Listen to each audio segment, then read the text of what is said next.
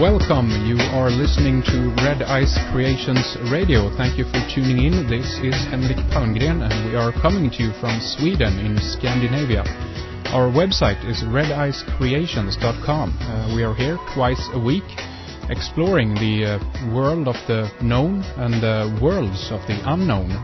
At our website you can find our radio archive, forums, film, and a frequently updated news section, all for your consideration. And also don't forget to sign up for our newsletter. That's a good way to keep up with the updates over at Red Ice. Okay, today we have two guests with us on the program. They've been on, both of them before, but solo. So finally we have the pleasure of having them both on. Ben Fairhall from Battling the Behemoth is with us. ben-fairhall.blogspot is his main blog. We also have Jake Kotze from the Brave New World Order joining us. The Brave New World Order.blogspot.com is the address to Jake's main blog. And both of these gentlemen, as you know, do fantastic work over at their respective blogs. Inspiring work that helps us to look with all three of our eyes on events, life, art, and entertainment. And Jake, we're over in the UK at the end, I guess, of the summer in 2007, and we have planned for a long time to do a program together and have both of them on, but that hasn't transpired until now, so finally, but it's rather late than never, so to speak, so it's a pleasure to have them both on here today. So let's say hi, I guess, first to Ben Fairhall here. Welcome to the program, Ben. Thank you for coming on. Yeah, thank you very much, Henrik. Lovely to be here, as always. Excellent, thank you. And on the other side of the pond, we have Jake Kotze. Howdy, Jake. Thanks for joining us. Hi, Heinrich. Hi, Ben. It's great to be here. Excellent. Yeah, hi, Jake. Thanks. Hi. I thought we could begin here, guys. Talk a little bit about the time that you spent together over in the UK. I know that you mainly together went out and did some crop circle exploration and went around the UK. I also know that Jake went down to a pretty interesting place called Project Eden that we could talk a little bit later more about, perhaps. And I know that Jake also was at the Grand Lodge over at Queen Street in England or in London. But I guess we could begin to talk about the time that you spent together. Basically, going over and seeing some of the crop circles. I don't know if both you guys think that this is something that is, have connected more with your work or not. But how was the time over there, guys, to spend it? I don't know if either one wants you pick up on that. Well, I personally, I thought it was a wonderful opportunity, and Ben was very, very gracious in inviting me over, and I would never have been able to explore them all myself. You really need to know the roads, and it's like such an intricate system of roads, and just to have somebody to actually who knows the area to show you around, and also who knows the people and the sites. That was really exciting. And there were other things apart from the crop circle that's interesting about the area, just the sacred sites, everything concentrated in Wiltshire. It's really amazing and was quite the opportunity. I felt very lucky and privileged. Ben, was it you know the territory down there, I guess? Did you guys drive around in a car for a few days, or what did you do? Yeah, we were driving around in my transit van, or actually not a transit van, it's a sort of minivan, for about 4 days, covering a lot of miles in that time. And of course, obviously, being sort of together so intensely, raises a few challenges in its own right, which are interesting to work through. And, as I've said to Jake several times, I've said to pretty much everybody who knows me, sort of being with me for 4 days, isn't always very easy, Henrik. Okay. Sure, there were definitely challenges, but wow, it was such an opportunity. When I left from Canada to go to England to see the crop circles, I was hoping that I would be able to see, 2 or 3 fully formed formations if I was lucky to see a fresh one. And in the end, we saw about 10 formations, and one that was very fresh, new, one at Sugar Hill that was beautiful, new formation, and we got to see the giant 777 ohm formation. So I was super lucky, and I had no concept at the time for how long does a circle stay on the ground, how much damage can it take, so how long can you actually view them for, and all these questions were well answered, and it was wonderful. So did you guys keep an eye on the web, and just as soon as something came up you went over there, or did you just kind of drive around and hope to actually see something? Well, I think we did a bit of both, and there was this wonderful spot where you could also, once you're in the fields, you could go to the Silent Circle Cafe, and they had a computer there, and all the croppies hanging out, checking out the newest circles, hoping that maybe if you were really lucky, one had happened the previous evening that wasn't even on the net yet, and you could be in there beforehand, which is another thing that we were very privileged to have seen. We were at a circle that wasn't even on the net yet. There was one that happened at the Pusey White Horse, and we managed to show up there. It wasn't even on the net yet, and the police were keeping people from going into the circle. So that was a very exciting one to be part of. Nice.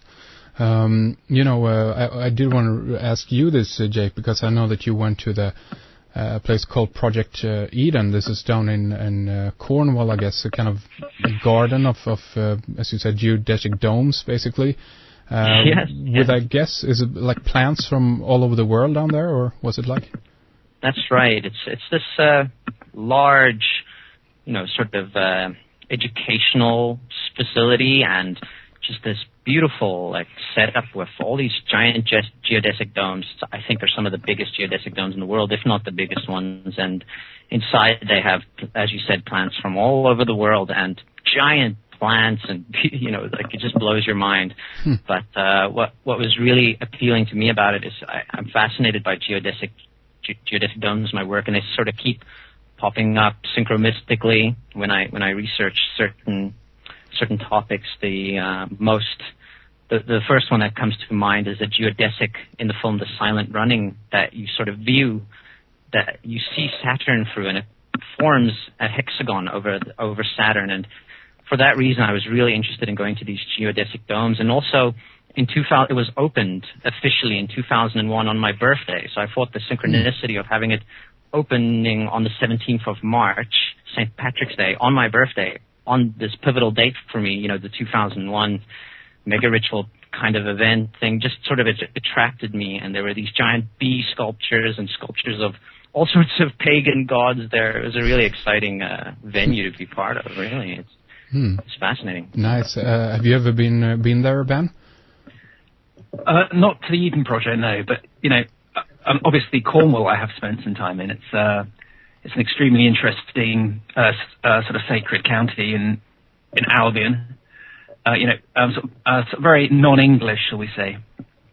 A little bit. This reminds me, when speaking about the Project Eden, kind of reminds me a little bit just about the. Don't know if you guys heard about the Doomsday Vault building right now, actually up in Svalbard. This is very close to the Arctic Circle. This is called the Global Seed Vault, and it's sponsored by the Gates Foundation, the Rockefeller Foundation. I think DuPont, Monsanto, and Syngenta are some of the giants working on this thing or sponsoring it. That seems to be very eager to control some of the crops of the world, but if nothing else, it kind of gives a hint, I guess, a little bit about the consensus insecurity that many seem to feel for the future. These companies and foundations should know, I guess, but I don't know if Project Eden is something quite as revealing as this, but maybe it's more of something in symbolic nature, to kind of an urge to return to the Garden of Eden. I don't know. Any thoughts on this, guys? Yeah, well, I mean, the structure definitely seems like a bit of a an unconscious, perhaps ritualistic venue to sort of represent this Noah's Ark kind of environment, very much like the film as well, Silent Running, with all these plants together under these domes, and definitely, as you said, Garden of Eden Garden of Eden-esque. I don't know if these things are conscious or unconscious. I suspect they're more unconscious, personally. The reasons I'm asking here also is because I know that both of you guys kind of prominently are looking at different architectural features also. Everything from something as straightforward as a building to monuments, public art, landmarks, and things like this. I mean, for example, Jake, you've been looking at art in and around like the World Trade Center, and Ben, in one of your recent articles, you looked at for instance, the Woodstock Museum, or even more recently, I'm probably going to butcher this name here, but Saint-Germain-en-Laye. You know what I mean? And in France, yeah. Exactly. And if either one of you want to kind of pick up on this and talk a little bit about that, something that it could be something about the name in some instances that is of interest. In other cases, it's the placement or even the shape that reveals something about the connection or a symbol or a message. Yeah, sure. Well, if I can interject and say something on this one, I mean, certainly I've learnt a great deal from looking at Jake's work.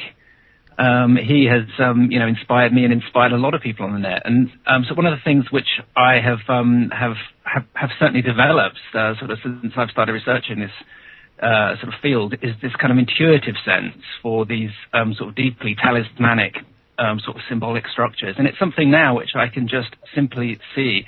I can see I can sense as soon as I see one of these things precisely who put them there and why. And I think a lot of the time that this that these structures are indeed conscious, rather than sort of entirely unconscious. I think there is. I think there's a great deal of conscious intent going on as well. Jake, do you feel the same way?